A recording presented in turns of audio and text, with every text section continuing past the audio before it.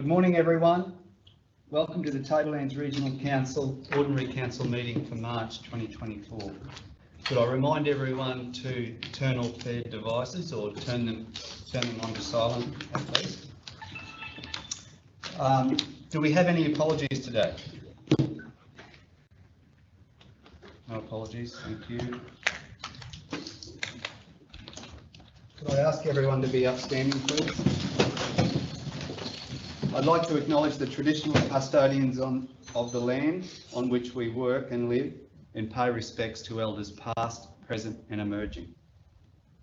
While we're standing, we'll observe a minute's silence as a mark of respect for the members of our community who have recently passed. We wish their family and friends peace and comfort during this challenging time.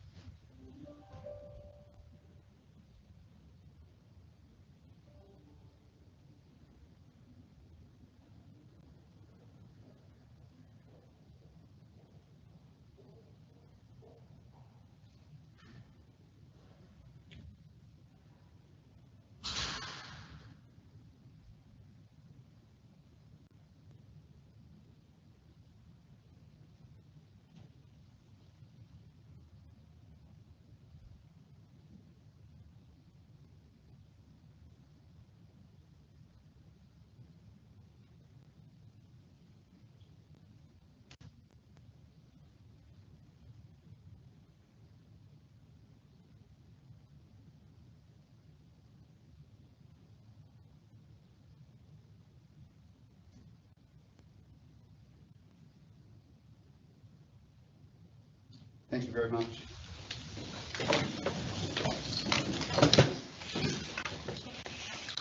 That brings us to item 6. Councillors, do we have any declarations of any material personal interest / conflicts of interest today? Councillor Hayden. I have a conflict of interest in the confidential items. 16.1, the Tolga Industrial Estate Expansion Agreement. I previously declared a conflict of interest in the Tolga Industrial Estate matter pursuant to Section 150L of the Local Government Act on the basis that a family member owns land that may be affected by the proposed Tolga Industrial Estate expansion. I'll be leaving the meeting while this matter is being discussed and voted on. Thank you. Councillors, any other declarations today or officers? No, thank you. Okay, item 7, confirmation of the minutes. Can I have a mover and seconder for the minutes of the 22nd of February for the Ordinary Council meeting? Acknowledge that issue's been corrected in relation to your attendance, Councillor. And Copy as well. Thank you. Councillor Wilson is moving, Councillor Clifton seconding. Those in favour? Carried, thank you. Business arising out of those minutes. So we've got some business arising on the screen there. There's one additional matter to. Okay. All right. So this was Councillor Clifton raised the issue.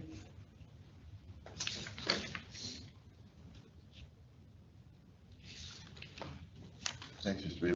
You satisfied with that? Thank you. Yeah, okay. Are there any more on that schedule, Jackie? No.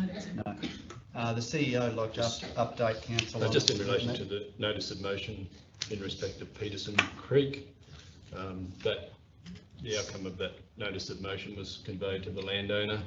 A further meeting has been held with the landowner, and at this point in time, negotiations with the landowner are ongoing. Okay. Thank you very much. Okay, that brings us to item 9, our deputation. Could I invite Lachlan Farquharson, representing the Inclusion Committee, and yeah, if you could introduce your colleagues, please, Lachlan. Yeah, when so you this come is up. Linda and Melita as well. Yeah, just come up and take a seat.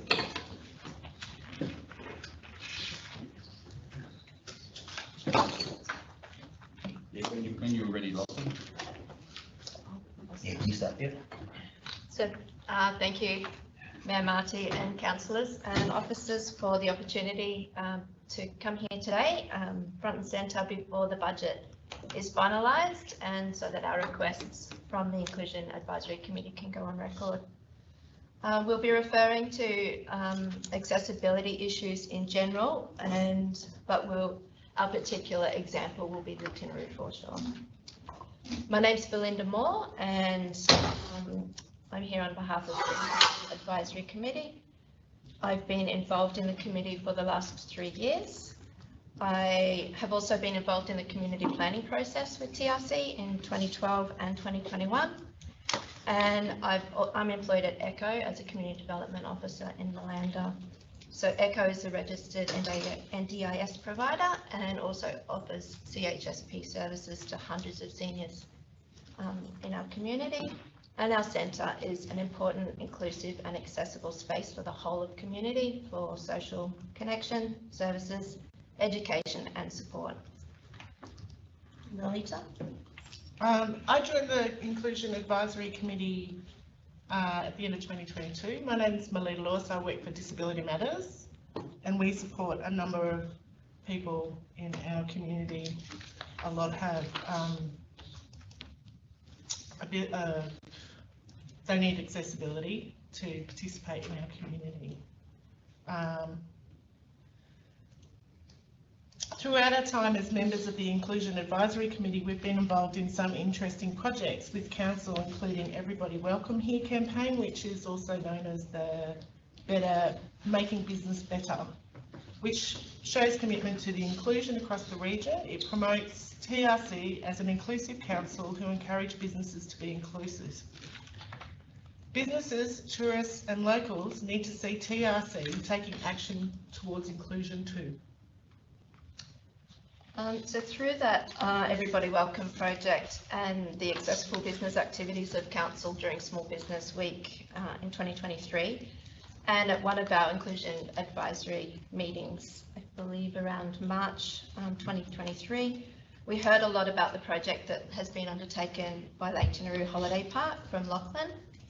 The Holiday Park's dedication to provide and continuously improve their accessibility and their amenities stands above any business that we know of in Far North Queensland. It's an asset to our entire region, and for locals living with disabilities who are seeking short-term accommodation with their families or care providers, and for tourists with disabilities, as well as all of our seniors who are looking for a fully accessible destination. It's a really important progress.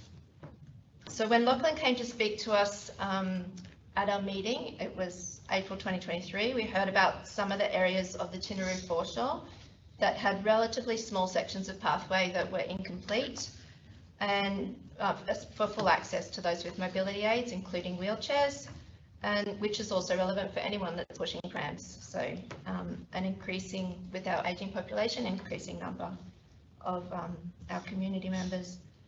There's some fantastic picnic areas and amenities there at Tinaroo foreshore, some great playgrounds, a really lovely long pathway, but due to parts of that pathway not being complete, it's not accessible to all, which is a pity because the whole precinct, including the park and then all across the road, could be marketed to tourists and enjoyed by everybody living with disabilities.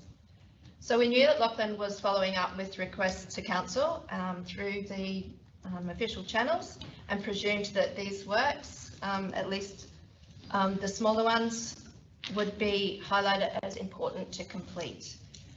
We don't know the cost of the works requested at Tinaroo foreshore, but we hope that TRC in the budget that is being worked on at the moment scope this as a priority and show a tangible commitment to accessibility. We'll call upon Lachlan later to briefly recap his communications around the requests and to show us some images.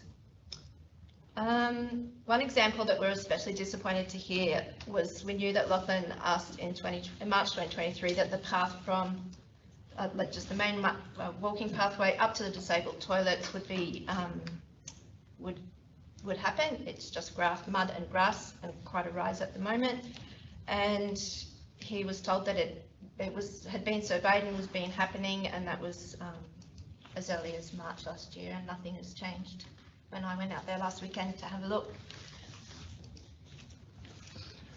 So I've got some examples of where it's included. Our inclusion of advisory committee strategic plan for 2022 to 25, priority 3.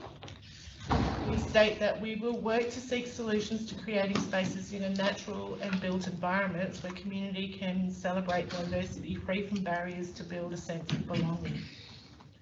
In the aged care TRC age friendly strategy 2022 to 27, the first intention is for outdoor spaces and buildings. Older people live in an environment that includes open spaces, buildings, shaded areas, walkways that are safe and easy to navigate.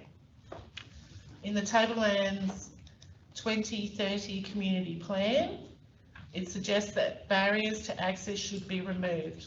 Also states that physical and social access is an important goal of our community because it allows inclusion for us all. In the Human Rights Act for Queensland 2019, it states that every person has a right to equal and effective protection against discrimination.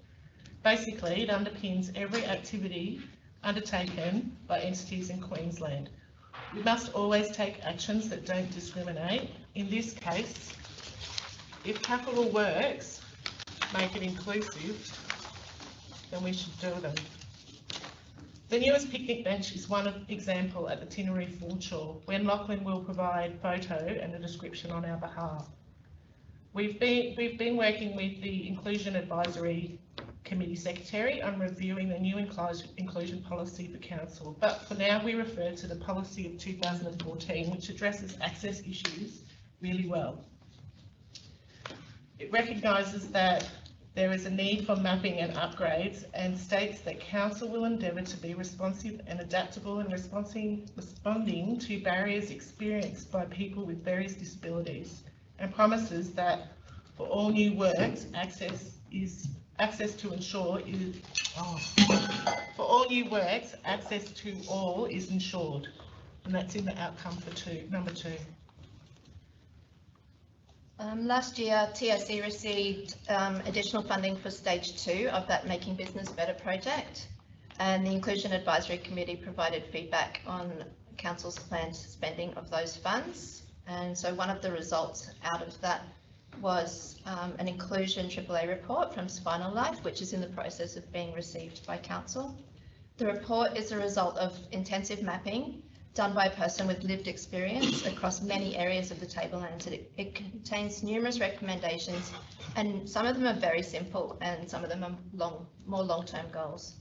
If we can just start with one area or the smallest changes and support the concept of an accessible tourism precinct at Lake Tinneru Foreshore, it will surely benefit locals living with disability, their carers, their family and friends, and tourists, especially those living with disability, including that increasing number of seniors.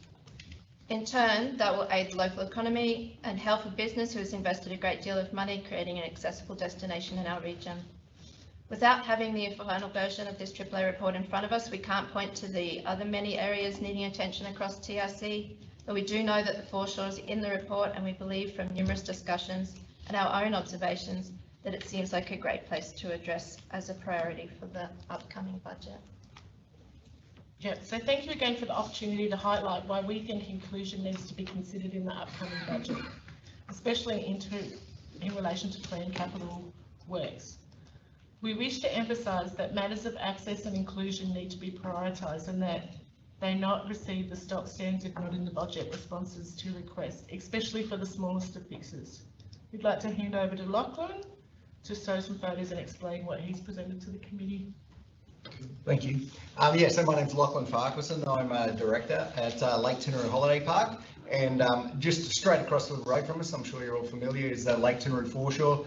One of the most beautiful connected pathways going there that any able-bodied person can get to and enjoy a walk in paradise every single day. So it's absolutely beautiful. The other one. Oh, the other way? No.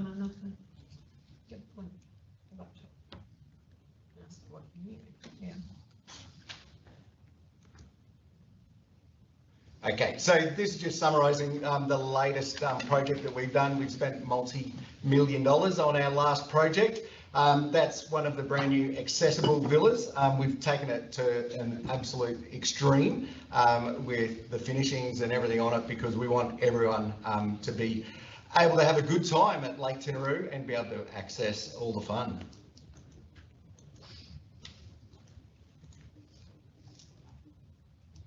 Okay, so yeah, that's just a bit of an aerial image of the accessible pool and the all ages and abilities splash pad that we've built right next to it. And as you can see, the Tinaroo Foreshore is just straight across the road.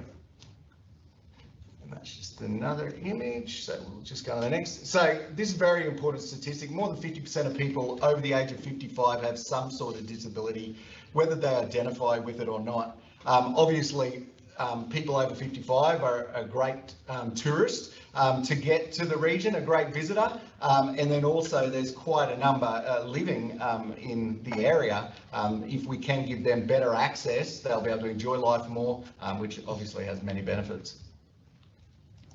So this is an example. So this is the brand new road that got put down to the jetty, which is magnificent, and all the cars, everyone that stays with us with boats absolutely loves it. But you can just see on the right hand side and the left hand side there, that's part of the pathways. They almost got connected, which is fantastic, but obviously it's less than a metre on the right hand side there, and that could mean that somebody can't actually continue on with their journey if they're in a wheelchair, or they're shuffling, you know, they're an older person, or they might be a parent with a pram or a cart behind them as well, and it may make it difficult. And obviously on the left hand side it's a couple of metres, but you're not talking much at all.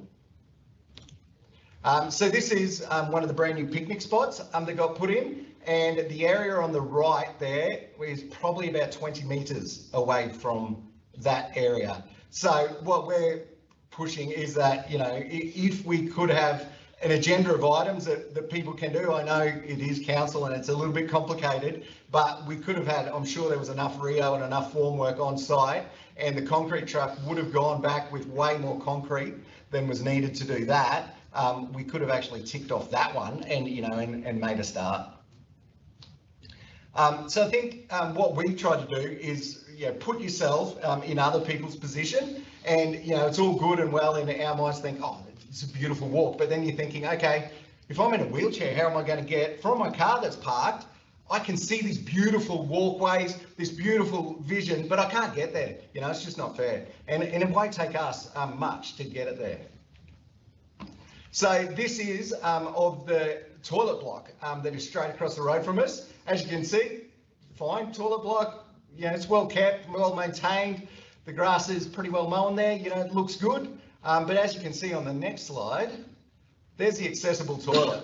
And I think we can all work out what the issue is there. So this is taken from, it's just off the pathway. So it's literally not that far at all. But you can think if you were busting to go to the toilet yourself and you could see the toilet, but you can't get there. Like, how must that feel, you know? It ruins a good day. You've probably got to cut it short. You've probably got to go home if you can't actually go to the toilet, which you can actually see yourself. So it seems a little bit, you know, of a misstep there that we've got these facilities, but the people that they're built for can't access them.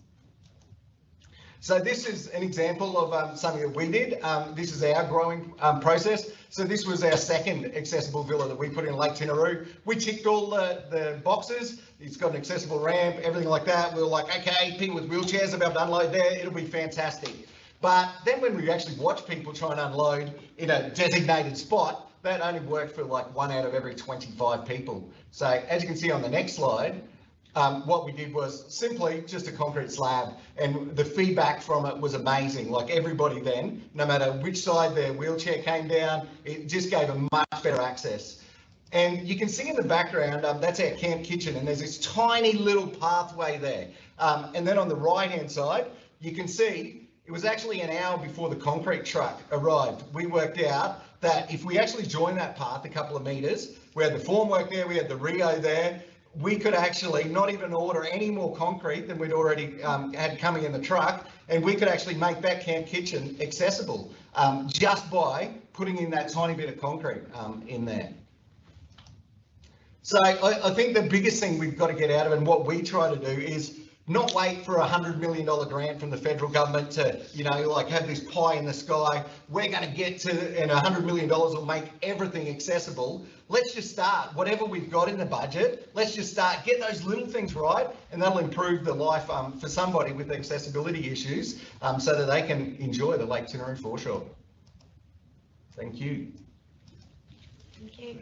Thank you. Fantastic. Yeah, look, that's a very, very compelling case there for council to look at that. So I'm sure all councillors have taken that on board, and it will be considered for the next budget. I'm sure whoever's elected, I'm sure that'll be factored in.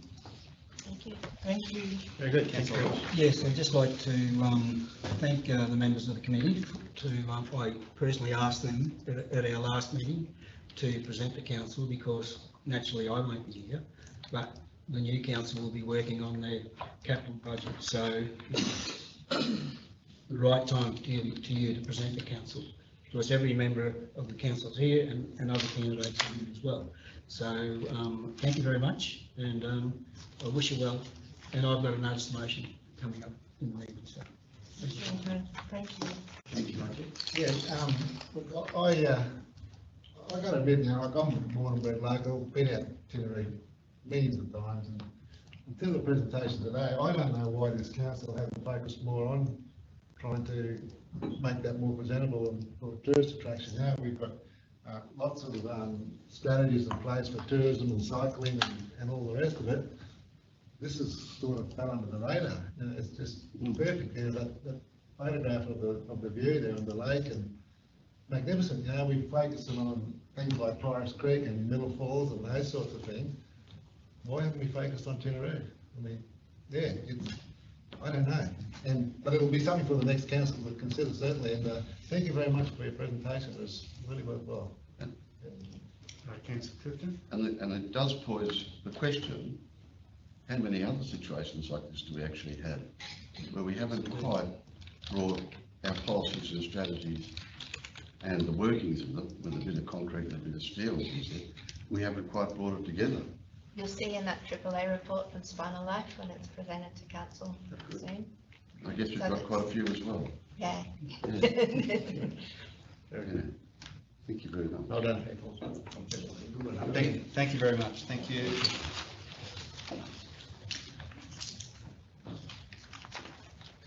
That brings us to 11.1, councillors. Lessons learned from recent disaster operations. Can I have a mover of the officer's recommendation? Councillor Wills and Councillor Hayden. Councillor Wills. Yeah, thanks very much, Mr. Mayor. Yeah, TRC is one of the councils around that have been identified as being fairly negatively impacted as a result of Cyclone Jasper. And before that, of course, we had the fires come through Mount Garnet Road and so Hot Springs areas. TRC's been allocated up to $1 million grant funding to undertake initiatives to support community recovery and resilience building.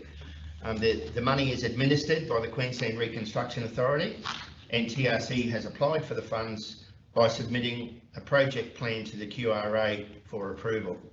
It's currently underway, and the initial application was with respect to funds to support recruitment of a community recovery and resilience officer and an emergency management support officer to expand existing emergency management function for the next 2 years. The recruitment of these officers, to me, as the chair, is essential for officers to get out into the affected communities to undertake recovery and resilience building initiatives. And they'll play a key role in working with the affected areas and to develop greater resilience and to, down the track, allow us to look at what strategies we have to have in place for recovery and prevention should another event similar to this one, which it will, no doubt, strike us in the future. So I absolutely commend this to my fellow councillors, and I thank the CEO and Sarah Dean for putting this report together. Just make a comment there. We did need to balance up experience with with the council meeting cycle, so we did need to move and get this up before the QRA, see if we can get approval for people to be on the ground to actually make sure that we get the best bang for the bucks that they're proposing to give us. So yeah, we did move ahead with that. But also just point out there are a lot of recommendations and action items that are not about the funding that we've received, that are about improvements that we need to make during the response phase to those disasters. So there's a lot of work to be done there from our learnings from that. So thanks to Sarah for getting all that together, and for the entire organisation for participation in that process, so we can get those actions ticked off. Next time we have a bushfire or a flooding event, we'll be better placed than we were this time. Not to say that we were badly placed at all, but we responded well, but we still need to learn from that and respond better next time. Thanks, Mr. Senior. Thank you. Councillors, any more commentary on this one? Councillor Through the chair. I also would like to thank Blake Rutherford and the CEO who went out to some of these places and talked to the people, and probably got a bit of feedback from them, so it was a great outcome in the end. I think Feedback's a good word, councillor. Appreciated it. Yes. Some of the feedback was forthright. Yes. But I mean, that's part of the process. We do need to, you know, we do need to understand what the sore points were with people. And obviously the bushfires are some time ago now, hence asking the QRA for the resources to get out and respond to the community. It does take time to get the resources on the ground. It's been there's a perception, I suppose, that our responses of the public sector more broadly has been a little slow. So we did ask for these resources without necessarily getting a council resolution. That's acknowledged, but we need to balance up our responsiveness with the decision-making process. Thank you. Councillors, final call on 11.1. Those in favour of the officer's recommendation? Carried. Thank you. 11.2, advisory committee minutes. Can we have a mover and seconder of the officer's recommendation? Councillor Bilney. Councillor Wills. Councillor Bilney. Yeah, through the chair. Look, the report is fairly self-explanatory. There's one point, item 2 on there, is about endorsing the recommendation for the Malanda Falls Visitor Centre. It's got a really strong, heavy door, and we just talked about inclusiveness. Perfect example where someone can see into the building but can't get in because the door's too heavy to open. So I fully support this. The gift fund has sufficient money held in trust, and they're looking at trying to spend it. And this is a perfect example to do that. So yeah, I fully support the recommendation. Thanks, Councillor Bilney. Councillors? Councillor Clifton? Thanks, Mr. Mayor. Talking generally about the advisory committee minutes, I'd ask councillors to refer to page 22, which is the Agricultural Advisory Committee meeting minutes, and then the second, actually page 23. I'd like to inquire as to where we've got to with extending the Mount Garnet to Ravenshoe road train route. We were going to action it. I have an inquiry. Do I have to take that on notice, or can we answer that now? I'd like to refer to David to see if he can provide an answer to that. With TMR. It's with TMR, with Main Roads. With what level of TMR, may I ask?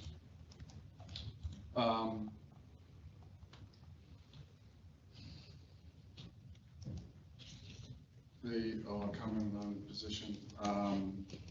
The transport planning group in Cairns. Okay, so I'll take that on partially on notice and provide details of the contact, and if we can get a status report out to you tomorrow if that's possible.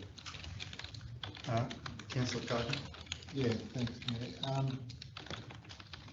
put this up at our pre-agenda the other day. They're there now, Councillor. Are they all up there? Yeah. Oh, okay. They're in there. Thank you. Yeah, the reason I brought it up is that there was some actions or some motions moved at the Agricultural Advisory Committee on a number of things, and they weren't in the officer's recommendations. So I just want to ensure that they're included in there now, which they look as if they are, and that they can be discussed and voted on as part of this motion.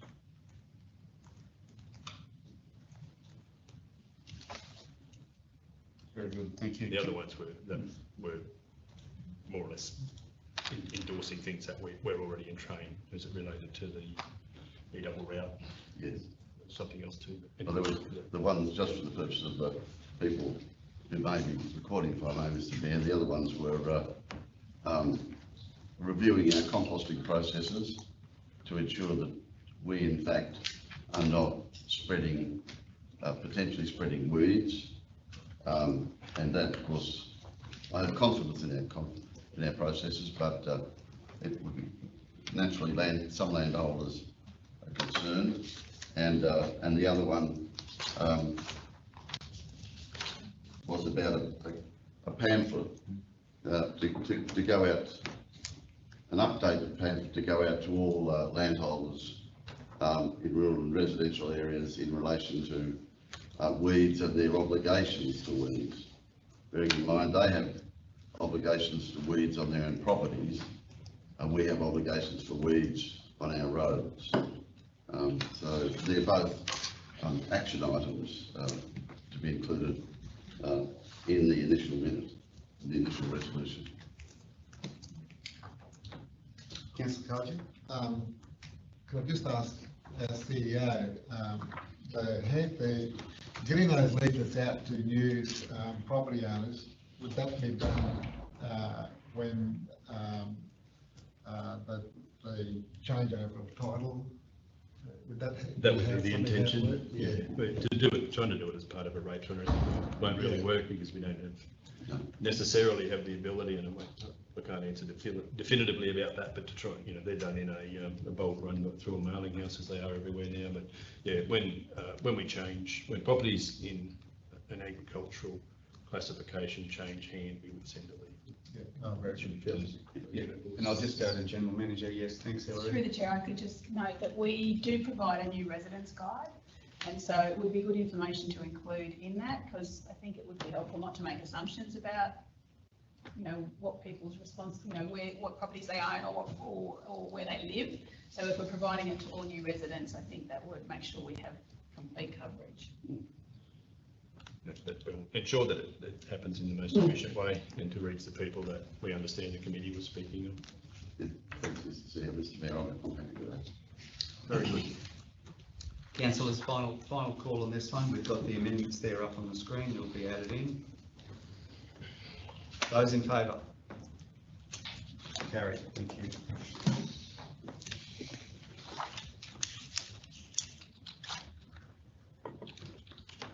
Okay, that brings us to 12.1, Mount State School funding request. Do we have a mover of the officer's recommendation? Councillor Hayden and Councillor Wilkes. Councillor Hayden. Okay. Swimming is part of the Australian curriculum, and it has been very disappointing for Mount Garner School not to have been able to provide instruction in this essential aspect of students in 2023. As Council have not come up with a solution for the Mount Garner pool, and it would appear that the pool will not be reopened in the foreseeable future, I support the one-off financial assistance for a bus to take 56 school children to swimming lessons in Malanda. Thanks, Councillor Hayden. Councillor Wilson. No, I'm happy with the comments of Councillor Hayden. Yeah, councillors. No, I'm happy to support. Yeah. Those in favour of the officer's recommendation? Carried. Thank you.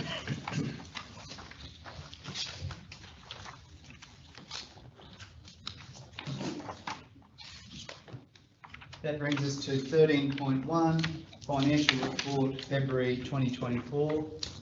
Do we have a mover of the officer's recommendation? Councillor Hodge moving, and Councillor Clifton, seconding. Councillor Hodge. Thanks very much. the profit and loss, we call it that, we call it a different name, but that looks, we're tracking well on it. It all looks good. Our materials and services is a bit over, but there's been a lot of expenditure of the leave, so that should, over the next 3 months, should pull its way back to the budget. I do notice our revised budget, the operating position has a deficit of $50,000. I think I was away at that meeting. Oh, I wouldn't vote for that, you all know that. If I may, through the chair, so it includes some changes that were made at the last budget review, plus changes that we've made each council meeting since, has included some extra expenses, which we've incorporated into here. I just like to slip that in. That's the budgets to last meetings. I think you might have been voting for some of those motions that were changing expenditure, but it could have been. So other than that, all that things. If I may, through the chair, just to make a note with regards to the materials and services. So you see the materials and services are over budget a little bit at this point in time, and our employee benefits are below. So there's lots of different types of expenses that are creating that variance, such as electricity is a little bit higher than we expected, those types of things. But the primary influence at this point in time is the introduction of the waste collection by a contractor. So we have reduced our wages expense, and we do have some operating expenses to support that contract. Very good. Thank you. Councillors? Councillor Cardew? Unfortunately, because this report was distributed late, I don't have my updated copy with me. I've misplaced it somewhere. I've got a spare one. There was something that was raised at the, I wanted Dave to talk about it with the pool. Councillor Billman? Yeah, through the chair. Yeah, on page 17, I did raise the issue about an invoice of $36,480 for Mount Garnet Pool, on the assumption that it was for pool maintenance, and it has been confirmed that it is for the next 12 months pool maintenance, and that'll be dependent upon what happens with the Mount Garnet Pool in the long term, and if something's done within the next 12 months, I would assume that there'll be a refund of some sort. That's right. If I may. Yeah, we'll go to you. Thanks, Sarah. So yes, this purchase order has been created for the 12 months. So it is a purchase order. It's not reflective of payments as each service happens. So I believe there's a schedule, like a monthly check or clean that's provided by this company. It's only that work that's actually received and paid each time. But this is a purchase order for that body of work to happen over the next 12 months. If decisions are made around the Mount Garnet Pool which no longer requires this type of work, then that order will be closed and the service will continue. Very good, thank you. Councillor Cardew, then Councillor Christian. I'd have to question why we spending such large amounts of money, because there's not only that, there's another one present on there for $2,800 as well. If we're not using the pool, why are we spending 40 grand? Nearly $40,000 to maintain the thing. You know? So I'd be looking to suspend that, or pull that order up until such time as a decision can be made on the bill. I mean, it's just, for me, it's a gross overspend of good money or nothing. Yeah, look, my understanding, Councillor Cardew, is the larger one is certainly a purchase order, and that needs to be in the budget until such time as the pool is drained or closed or whatever it is to terminate that agreement. So it's a purchase order, it's a budget allocation, so it still needs to be there until we change the situation in Garnet on the ground. I'm not sure about the second one, like that one, whether that's a purchase order. I'll just take some advice on the second one. Relating to chemicals to support the operations of the pool, or the operation of the pool. We have an obligation until such time a decision is made. Alternatively, we have an obligation to maintain the pool, which is what we're doing. My fellow colleague may be able to elaborate. It is, and through the chair, the ongoing maintenance helps reduce WHS risk with either draining the pool and the chemicals, I guess, keep the pool at a state where it is until a decision is made. That's also the ground maintenance and the equipment maintenance out there, so. Thanks very much. Councillor Clifton had a question. Yeah, thanks, Mr. Mayor. I didn't attend the January meeting because of leave of absence, but I note that there was a decision that we would, at that time, go and talk to the Mount Garnet community about, I'm not quite sure what, but it seems to me that here we are now 2 months later. I understand we haven't talked to the Mount Garnet community. It's costing us 1/12 of that $36,000, well, 2/12 of that $36,000. We haven't made a decision about the Mount Garnet pool. We haven't spoken to them. I think it's correct, right for me to ask, what is the hold-up? At time, Councillor, and higher priorities. So we are doing the engagement, and we will do the engagement in the next few weeks, and we will talk to the Mount Garnet community about that, and reports about the future of the pool will be brought back to council. In terms of the operating expenditure that you're talking about, it's necessary until the decision is taken to close the pool entirely. Thank you, Mr. CEO. Councillors? Councillor Carter? Yeah, look, appreciate those comments from the CEO.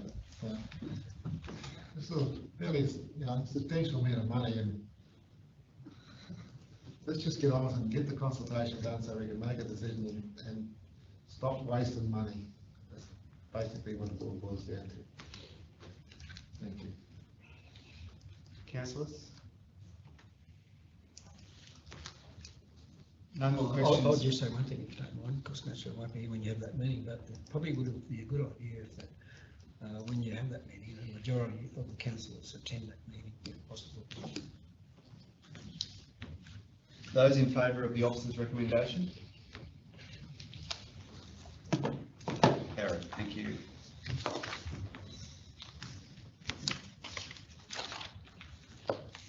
(13.2) After hours service report. Do we have a mover of the officer's recommendation? Councillor Hodge. Seconder. Do we have a seconder? Councillor Bilney. Councillor Hodge. Thanks very much. We did have that discussion on this on Tuesday, but just to let sort of everyone know, because in the gallery that our officers have looked at it, and I think on general consensus that the air-call service is performing very well. I mean, personally for me, I've never had a problem, but I know other councillors that have had problems, but I haven't. So, and as the report says, to do it in-house, for our staff to do it, is just not financially viable. It's, as we said, we got other higher priorities, but to have our staff on the call all the time would be, and to have one of our secretaries there all weekend, I don't think it would work. So, yeah. So I think we continue with the after-hour service management. Thanks. Councillor Cardew. Yeah, thanks. Look, I was the instigator of this report, and I'm certainly not satisfied with this report, the way it's been presented. I think, and I agree, and it was not my intention to have staff, our staff, manned a call centre 24/7 every day of the week, public holidays included. What I was more interested in is, we spend lots and lots of money on IT systems and things, and there must be a way out there to have an automated call, received and dealt with somehow, so that we're not spending monies on outside service providers. That and looking at these figures here, I don't know about anybody else, but, you know, there's figures here that suggest that, let's look at the worst case scenario in December of 2023, there was a total of 271 calls made to the call centre in December. Out of those calls, 147 were answered in under 30 seconds. But then it goes on to say that the number of calls over 30 seconds was 55. And then it goes on to say that the number of calls abandoned in that month is 70. I mean, that's not good enough in my mind. I mean, you just go back to the over 30 seconds, you try and wait 30 seconds on the phone, that's a long time. Waiting on the phone, talking to a call centre somewhere, I don't even know where it is. And then to have 70 of those abandoned, I don't think that's good enough. And that's why I personally been getting all these complaints and generate this report. So there's got to be a better way. But what we're doing at the moment, in my mind, is not good enough. Councillor Billney, then Councillor Hayden. Just to go on a little bit further from what Kev's talking about, it talks about KPIs and calls abandoned, hoping to get the agreed service level is less than 5% and currently is 26%, so it's well over that KPI. So my question is, you know, if they're not meeting KPIs, how and what do we do to implement so that they are, to ensure that they are meeting those KPIs? Is it a monthly report that we'll be looking at, and then if there's no improvement, we put them on notice or something like that? Is that... I'll go to the General Manager. Thanks, Hilary. Through the Chair, thank you. Yeah, so that's right. So, we moved to this provider around 18 months ago because the previous provider was performing at a much lower level than the current provider is. So definitely, I think, and it's noted in the report, that the service that is being delivered by this provider is not up to scratch, and we'll continue to work with them on improving their performance against the KPI, and if they can't do that, then seeking an alternative provider who might be better equipped to do that. I think the intent of the report is to address the specific question, which was to investigate whether there were alternatives that would provide a better service. And we did do that, and the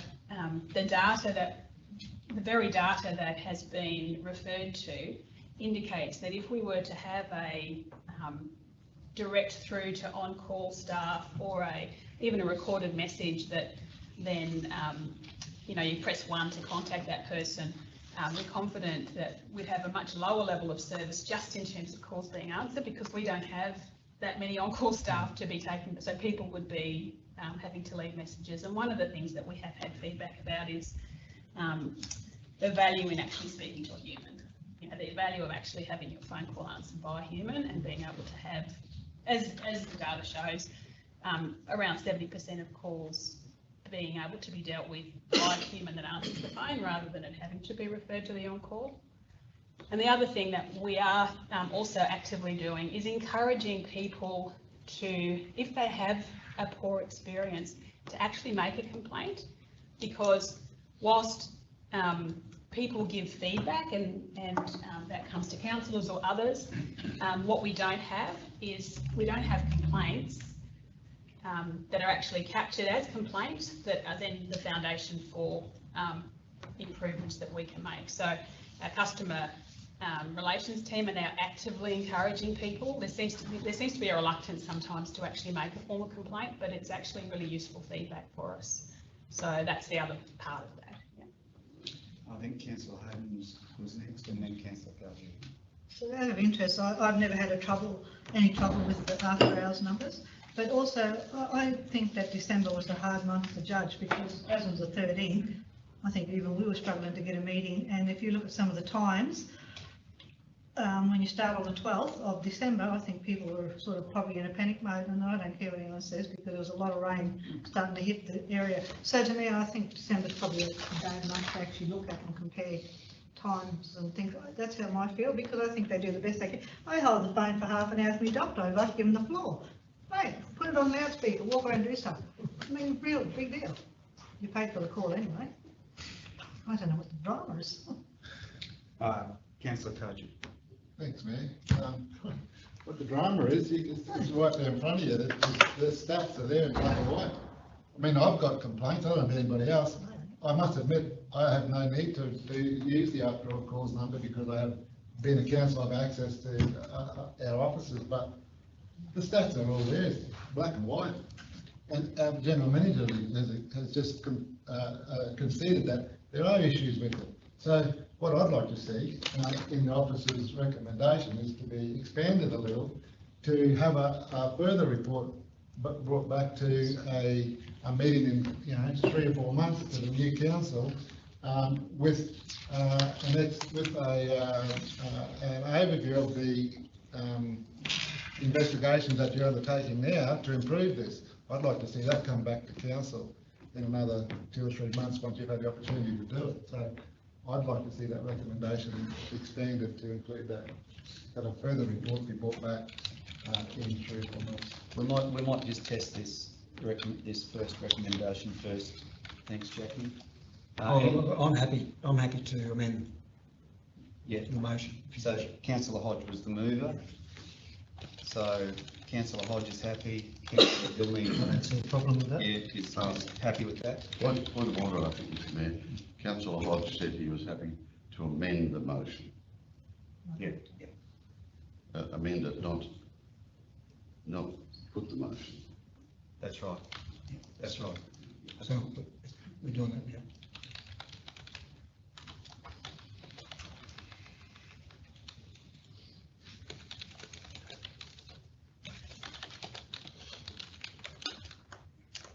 We need to put something in there to say just a little bit, to say that we need to monitor the KPIs.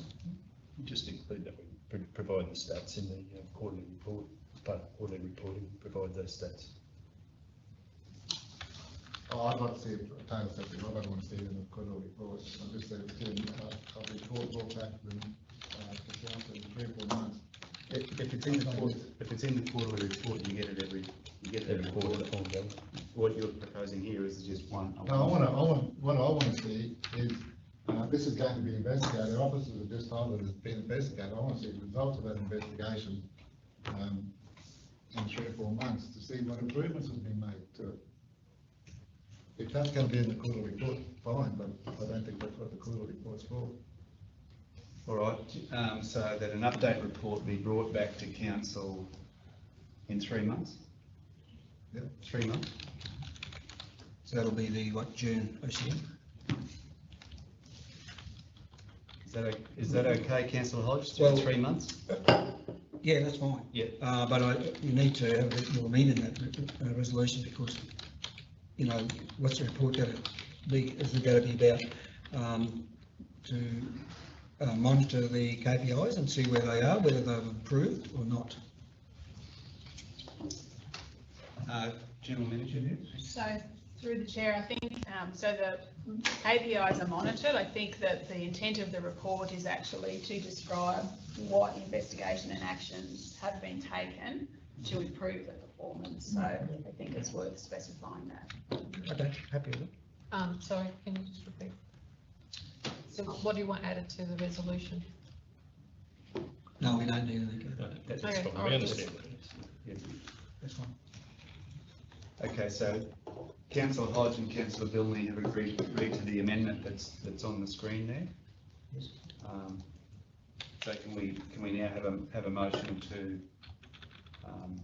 support that? I'm happy to move them. To move the motion? Yeah.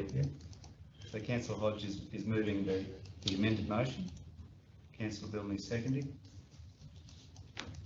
Those in favour? Carried.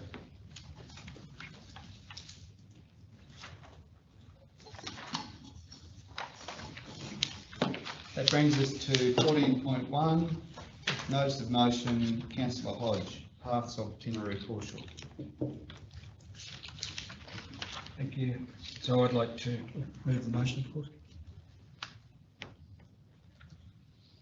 So councillor Hodge is moving the motion there that we can see on the screen. Do we have a seconder? Councillor Wills. Councillor Hodge. Thanks very much.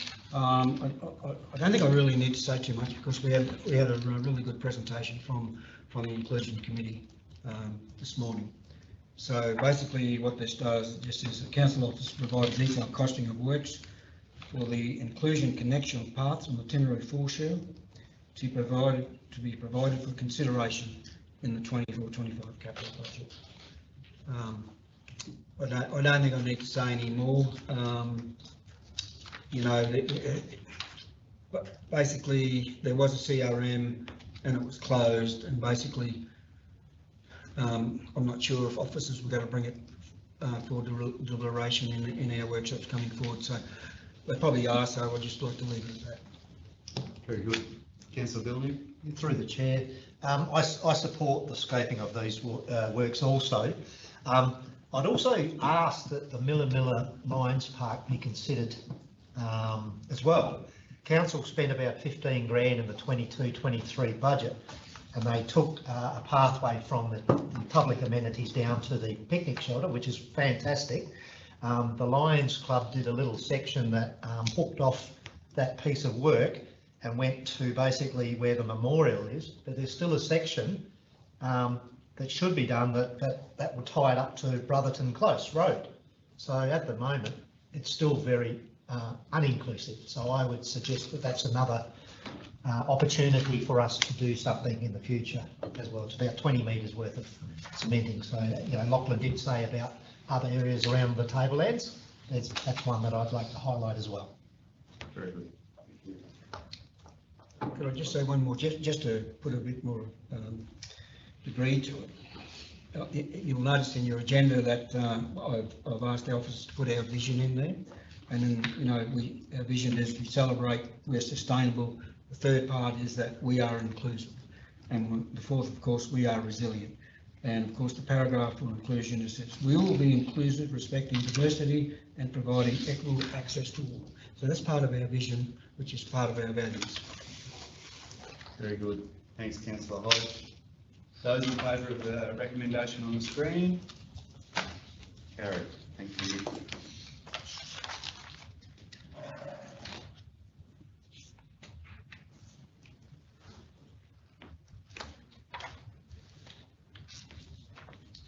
That brings us to 14.2. Notice of motion, Councillor Hodge.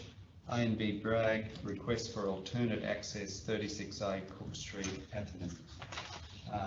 Councillor Hodge. Thanks very much. I'd like to leave the motion. Do we have a seconder for Councillor Hodge's motion? Councillor Wills. Councillor Hodge. Okay, you'll see the letter that was attached to as attachment 1 in the here on this 14.2. The letter was given to Allen and Burris Bragg in March 2014 in regards to the alternate access and all those bits that are put out there in the letter. So, but unfortunately, nothing has happened since that date. It's been back and forwards, and what this does today is, what I want to say is I want to reset the moral compass, if you want to put it that way. Mr. Bragg was given a letter and to say a commitment that this work will be done, and it hasn't. So that's what the motion says. It says that the Tablelands Regional Council honour the agreement with Allen and Burris Bragg as per the letter dated 13th of March 2014. And the rationale, of course, is the attached letter as attachment 1.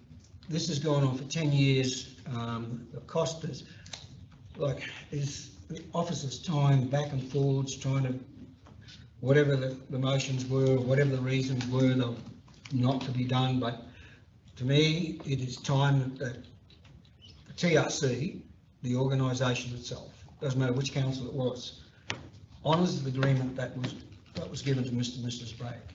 And it's been 10 years, and I noticed Mr. Bragg is in the gallery today, and he's been waiting 10 years to get this finalised.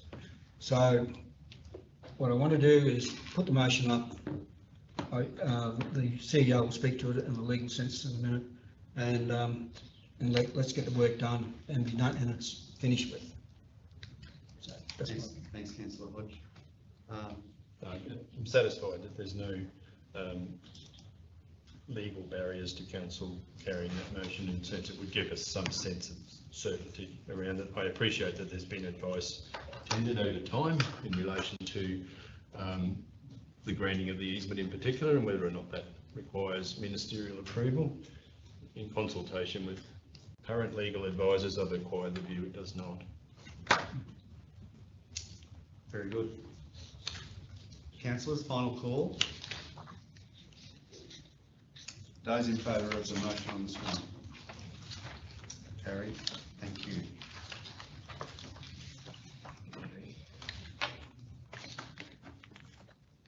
That brings us to item 15, business without notice. Councillor Hodge and then Councillor Clifton.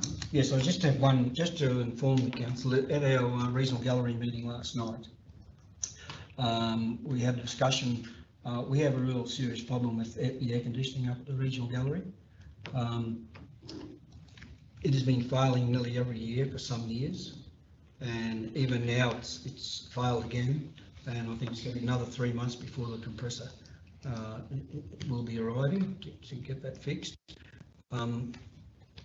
We actually signed contracts with the touring exhibitions that we provide proper air conditioning at climate control. So, and that's not happening. And we signed contracts to say we're doing that. So we really, all this is about just to let council know that we have a problem, and to look at your capital budget or ask for a report. I'm not going to put a resolution up. All this is about is just to inform the council. Our officers know about it. I think the general managers will know about it. But it is a serious problem, and it's failing every year. So we need to do something about it. So I'll just leave it at that. Councillor Clifton. Thanks, Mr. Mayor. It's just a point of clarity and an indication of how people can misinterpret.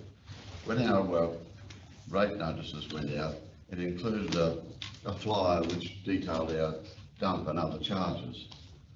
Since that time, I've had a number of phone calls from people saying, what are you doing? What's all this stuff about dump charges? I noticed in the Express newspaper, there was a letter from Mr. McCall of Tolga in the recent edition, talking about why we're suddenly imposing all these things. And at the community meeting held at Yungabara on last Tuesday night, I think, I lost track of time, it was raised as a point of issue, what are you doing about dump charges? Well, you're now going to impose this. Will our trailer load suddenly be hit with a charge? I took the liberty at that meeting in Yungabara of stating unequivocally that we have not changed our stance in relation to dump charges. We have not changed the charges, and we do not intend to impose charges upon people at our dump. From my point of view, I jumped the gun on that perhaps because I hadn't heard of anything, but there is a considerable body of view amongst a number of our residents that we're about to change our stance on dump charges. So I'd like that confirmed, and I would also like that confirmed that we're not canvassing, that we haven't canvassed that at all. And secondly, I'd like to know whether I'm the only one receiving commentary from residents, or is it, or are other councillors? Thanks, Mr. Mayor. Councillor Kojic? Yeah, I'm going to get an one this morning before I come. Yeah, likewise, I've been receiving, especially after the pre-poll, where people have the opportunity to address us one-on-one. There's been several I mean, to my understanding, the charges have always been there, and we haven't changed anything.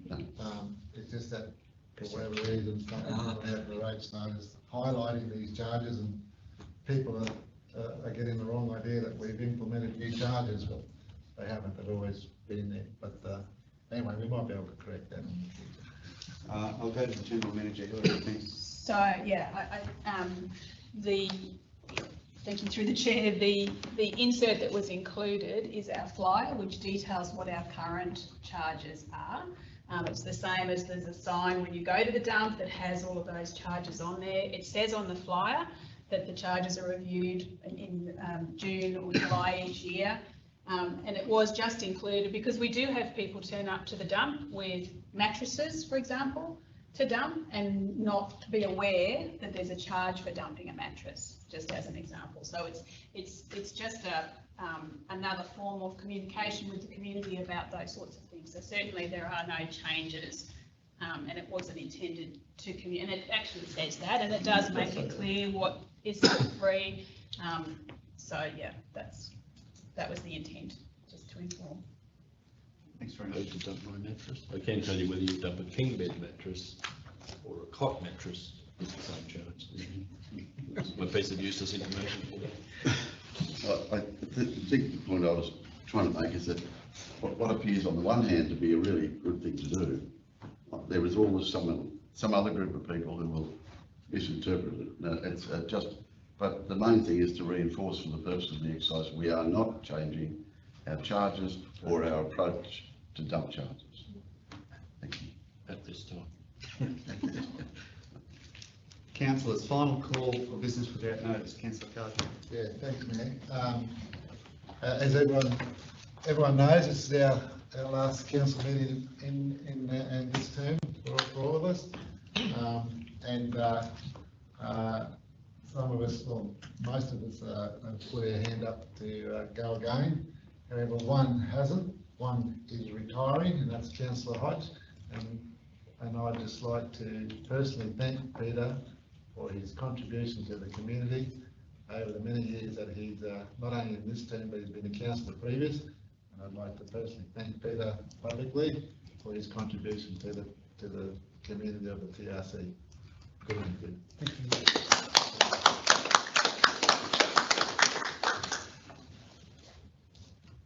Very good, thank you. That brings us to our confidential items. Can I have a mover to go into confidential, please? Councillor Woods, moving. Councillor Clifton, and those in favour. Carried, thank you.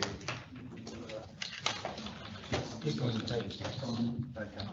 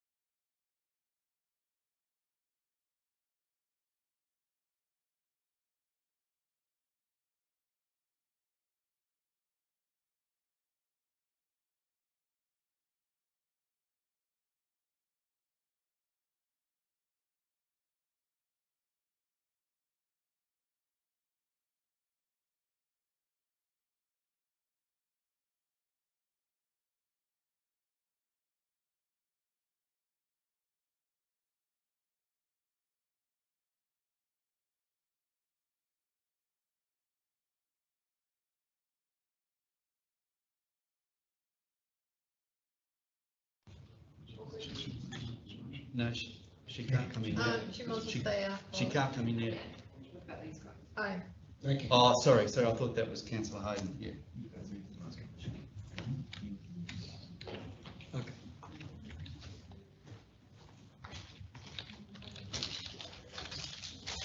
Very good. Okay, councillors, item 16.1, Tolga Industrial Estate Expansion Agreement, March 2024. Do we have a mover of the officer's recommendation? Councillor Hodge moving. Councillor Wilkes seconding. Those in favour? That's carried. Yep. 4-2. I love to do this. I'll call it division.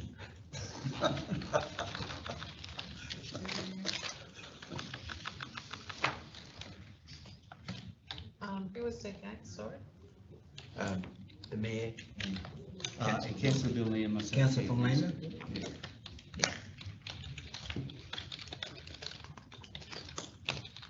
So councillors, Jess, it is our last meeting, and I'd like to say a few words, and I'm sure Councillor Cardew would, but we might go, well, you will wait for Councillor Hayden to come in.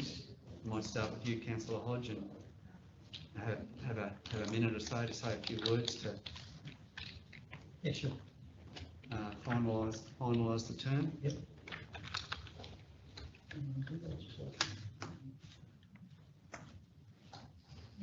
2 minutes. Councillor Hayden, we're just going to go around the table, starting with Councillor Hodge, to say a few words as our last minutes as councillors for this term. Councillor Hodge. Yeah, thanks very much, Mr. Mayor. Well, first of all, I just wish you all the best, because you're all standing for the election, so I wish you all the best Saturday. And of course, there's other people here, of course. That young bloke over there is taking my spot here, so we'll let him off. But, yeah, look, gee, the 4 years have gone really, really quick. It just seems like the other day that we were having our first meeting when I locked horns with Councillor Hayden. But it was good. It's been good. Look, we've all had difference of opinions and different views, and that's democracy. And so yeah. So just yeah, it's been good. I think I'm fairly lucky that I was the councillor of Division 5, and I don't get calls hardly at all at night time, where what I call the rural councillors. You know, they're always getting calls about their roads and all that sort of stuff. So I've been fairly lucky in that regard. I'd just like to thank the CEO and all the staff. Without you guys, we can't do the job. Anyway, it's been a pleasure. Thanks very much. Councillor Wilkes. Yeah, thanks, Mr. Mayor. Yeah, likewise. It's been a challenge. It's been a pleasure. It's certainly been educational. I've really enjoyed the committees that I've chaired. I think we've progressed a lot with our disaster management and the responses that we now have available to us. We've grown as an organisation as a result of a lot of the committees that we have, and I'm sure that moving into the future they'll continue. Likewise to what Peter has said, I thank the staff for the information we've been given and the interaction with all, so thank you all. Councillor Clifton. Thanks, Mr. Mayor. It's been a real privilege to be the councillor for Division 4, and I've been reflecting upon it just recently, and you tend to reflect more upon the things that you didn't achieve and the times you let your residents down by not pursuing something hard enough and fast enough. I'm very pleased about the outcomes of Peterson Creek, which were very important to the people of the Yungaburra area and of that division. I'm very pleased to actually know all of you, locked horns with you, and arrived at good outcomes.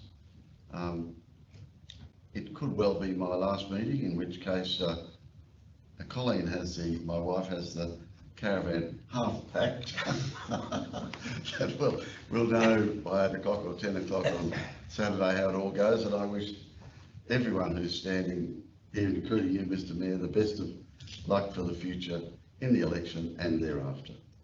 And finally, for me, our staff have been really good, and I thank them for their support over the last 4 years. Thank you. Councillor Hayden? Yeah, mine's really sweet. So I wish Peter all the luck, because you're retiring. Yippee. No. Sorry. So I thank all the staff for the assistance you've given us throughout the years, 8 years, and I'm sure some of you are going to miss me. I'll miss a few of you if I don't get back in. And lastly, I also would like to thank and wish the best of luck to the 2 contesting mayors, and no fighting at the polling booths on Saturday after watching the TV, while seeing what's happening, and perhaps I'll going to get even security, aren't they? And perhaps I'll see you next month. So I don't know what I'm going to say. I'll actually thank the staff, really, and without the staff, we carry on, but without the staff, we'd be lost anyway. Good. Councillor Billney. Thank you. Look, I'd just like to pass on my gratitude to fellow councillors as we have had to work through this past 4-year term. I'd like to thank Gary and his staff for their support and guidance. And we've really achieved some really good outcomes for our community. It goes without saying, this has been a journey filled with challenges, but we mustn't forget the good things this organisation has achieved. We've invested in infrastructure projects that are much needed and will improve the quality of life for our community. I look forward to working with the newly formed council in the coming weeks as we work towards council's ongoing sustainability for the benefit of all residents within the Tableland Regional Council area. Thank you. Thanks, Councillor Billney. Yeah, thanks, Mayor. Yeah, I'll just echo everything that everyone said. It's been a pleasure working with everybody. Congratulations to Dave on going unopposed. Congratulations to Conspenos for going unopposed. He's a new boy on the block. We've all had our ups and downs during this 4-year term, and but we have achieved some really, really good outcomes. I'd like to thank all the staff again, especially the staff in the planning area. It was an area that was on my radar when I come into council to try and improve that area, and we've come out in spades, and congratulations to our planning team. That's an area that really interests me, and it's an important area in the operations of our whole workings, I believe, because it's a growth area that's important for us to move forward. Thank you, Rod, for your support during the term. As deputy, we haven't always seen eye to eye, but we still try to make the best decisions that we can for our community.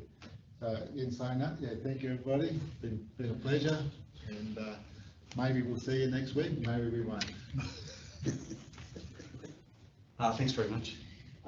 Yeah, look, councillors, I'd just like to acknowledge everyone and express my appreciation for the work that we've done over the last 4 years. I'd also like to say that the organisation is vastly different now to what it was 4 years ago.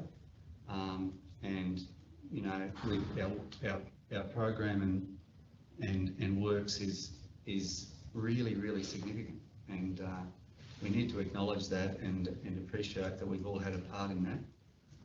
So I want to give a shout out to everyone in the organisation. An organisation is only as good as those people within it. We've got many, many great people in the organisation, and it's a really exciting time to be part of Tablelands Regional Council. So I'd just like to thank fellow councillors, and I'd like to thank every person in the organisation that's providing service to this community, because we're only as good as the people within the organisation. They're our primary asset. So thanks very much to everyone. Thanks very much to the CEO for working constructively with me and fellow councillors as we've navigated a pathway over the last 4 years. Thanks very much, everyone, and meeting closed. Thank you. On a more happy note, can I just read out the severe weather briefing